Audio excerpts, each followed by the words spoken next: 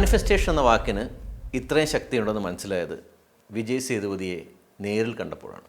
2017 ഇറങ്ങിയ വിക്രം വേദ എന്ന ചിത്രം വിജയ് സേതുപതി എന്ന നടനെയല്ല, ആ വ്യക്തിയെ കൂടുതൽ നന്നായി മനസ്സിലാക്കാനാണ് പ്രേരിപ്പിച്ചത്. വിജയുടെ പിസ എന്ന ചിത്രം കണ്ടിട്ടുണ്ടെങ്കിലും വിക്രം വേദയ്ക്ക് ശേഷമാണ് വിജയ് സേതുപതിയുടെ മറ്റ് ചിത്രങ്ങൾ കാണണമെന്ന് തോന്നിയത്. നടുവിലെ കൊഞ്ചം പക്കത്തെ കാണാം, സുദ്ദുകവും തുടങ്ങിയ ചിത്രങ്ങൾ കണ്ടതോടെ ചെന്നൈക്ക് വണ്ടി വിടാൻ തീരുമാനിച്ചു. എന്നാൽ കാര്യങ്ങൾ എളുപ്പമായിരുന്നില്ല. വിജയ് സേതുപതിയെ സമീപിക്കാൻ പല വഴി നോക്കിയെങ്കിലും നിരാശയായിരുന്നു ഫലം. ഒടുവിൽ ഫേസ്ബുക്കിലൂടെ മാത്രം പരിചയമുള്ള അനൂപ് പൊന്നാനിയുമായി സംസാരിക്കുന്ന സമയത്ത് ഇത് വെറുതെ എടുത്തിട്ടു. ദുബായിലുള്ള അനൂപ് സിനിമാ ബന്ധങ്ങൾ വെച്ച് സേതുപതിയുടെ മാനേജർ രാജേഷിൻ്റെ നമ്പർ സംഘടിപ്പിച്ചു വന്നു. ആദ്യം ഫോൺ എടുക്കാത്ത രാജേഷ് തുടർന്നുള്ള വിളികളിൽ എപ്പോഴോ ഫോൺ എടുത്തു. മലയാളത്തിലും തമിഴിലുമായി കാര്യം അവതരിപ്പിച്ചു. വിജയ് നല്ല തിരക്കിലാണെന്ന് ആദ്യമേ പറഞ്ഞ് ജാമ്യമെടുത്തു. തുടർന്നുള്ള ദിവസങ്ങളിൽ ഒരു നയതന്ത്രജ്ഞനെ പോലെ ഞാൻ രാജേഷുമായി സംസാരിച്ചു. ദിവസവും 3-4 തവണയൊക്കെ വിളിച്ചിരുന്നു. ഓഫീസിൽ അതിന് ഞങ്ങൾ ബിജു പങ്കജ് മോഡെന്ന് പറയും. പുള്ളി കൊച്ചിയിലെ റീജിയണൽ എഡിറ്ററും കേരളത്തിലെ ഏറ്റവും മികച്ച ഇൻവെസ്റ്റിഗേറ്റീവ് ജേർണലിസ്റ്റുകളിലും ഒരാളാണ്. എൻ്റെ വെറുപ്പിക്കൽ സഹിക്കാനാവാതെ രാജേഷ് ഒരാഴ്ച കഴിഞ്ഞ് വിളിക്കാൻ പറഞ്ഞു. വീണ്ടും പ്രതീക്ഷയോടെയുള്ള കാത്തിരിപ്പ്. ഈ ശ്രമങ്ങളൊക്കെ എൻ്റെ അടുത്ത സുഹൃത്തിനോട് പറഞ്ഞിരുന്നു. പണ്ട് സൂര്യയുടെ അഭിമുഖം എടുക്കാൻ വെല്ലുവിളിച്ച അതേ കൂട്ടുകാരിയോട്. ഇതാണ് വിജയ് സേതുവിൻ്റെ ഇൻ്റർവ്യൂ എടുക്കാൻ വാശി കൂട്ടിയ ഘടകം. അവൾ പറഞ്ഞു, നീ വിജയ് സേതുപതിയുടെ അഭിമുഖം നടന്നത് തന്നെ.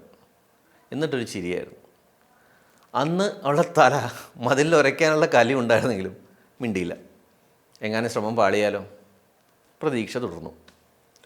ഒരാഴ്ചയ്ക്ക് ശേഷം വീണ്ടും രാജേഷിനെ വിളിച്ചു. എങ്ങും തൊടാത്ത മറുപടിയായിരുന്നു. രാജേഷിനെ കുറ്റം പറയാനാവില്ല, എന്നാലും നമ്മുടെ കാര്യം നടക്കണ്ടേ. വീണ്ടും അനൂപ് പൊന്നാനി എന്നെ ശരണം. ഒരു പ്രയോഗം നടത്തി കളയാമെന്ന് അനൂപ് പറഞ്ഞു. കാസ്റ്റിംഗ് ഡയറക്ടർ അബു വളയംകുളത്തിനെ വിളിക്കാൻ പറഞ്ഞു. അബൂക്ക് തന്ന നമ്പറാണ് ഈ സംഭവത്തിൻ്റെ ടേണിംഗ് പോയിൻ്റ്. വിക്രം വേദ സംവിധായക ജോഡി ഗായത്രി പുഷ്കറിൽ പുഷ്കറിൻ്റെ നമ്പർ. ആദ്യ ബെല്ലിൽ തന്നെ അദ്ദേഹം ഫോൺ എടുത്തു. വിക്രം വേദയെക്കുറിച്ച് സംസാരിച്ചതിന് ശേഷം കാര്യം പറഞ്ഞു. ഞാൻ പറഞ്ഞതിൽ ആത്മാർത്ഥത ഉണ്ടെന്ന് തോന്നിയ അദ്ദേഹം വിജയ് സേതുപതിയുടെ ഡയറക്റ്റ് നമ്പർ തന്നു. പുഷ്കറിനെ പോലെ ആദ്യ വിളിയിൽ സേതുപതി ഫോൺ എടുത്തില്ല. ഒരു മെസ്സേജ് ഇട്ടു. ഒന്നുകൂടെ വിളിച്ചു. ഫോൺ എടുത്തപ്പോൾ ഒറ്റ ശ്വാസത്തിൽ കാര്യം പറഞ്ഞു. ഒരു 10 സെക്കൻഡ് കഴിഞ്ഞ് മറുപടി വന്നു. അടുത്ത ശനിയാഴ്ച വത്സരപക്കത്തെ ഓഫീസിലേക്ക് വരൂ, ഷൂട്ട് ചെയ്യാം. ക്യാമറമാൻ നിഖിലും ജെയ്വിനും ഞാനും ട്രെയിനിൽ ചെന്നൈയിൽ ഇറങ്ങി കാറ് പിടിച്ച് വത്സരപക്കത്തെത്തി. ഓഫീസ് ചോദിച്ചപ്പോൾ ചെറിയൊരു വീടാണ് കാണിച്ചതെന്ന്. വീട്ടുവാതിക്കൽ ജനക്കൂട്ടമൊന്നുമില്ല.